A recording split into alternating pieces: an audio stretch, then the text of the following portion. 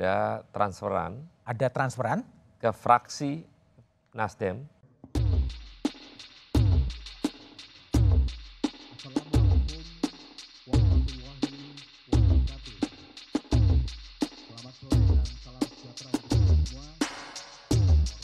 Saya sempat ngecek ada transferan ke fraksi Nasdem dari SCL. Itu bantuan bencana.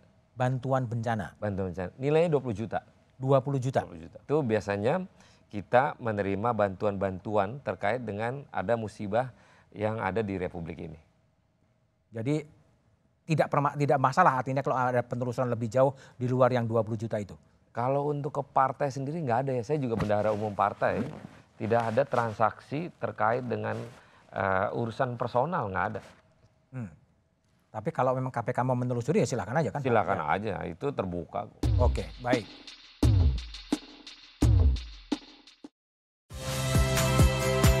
Saya Valentina Sitorus.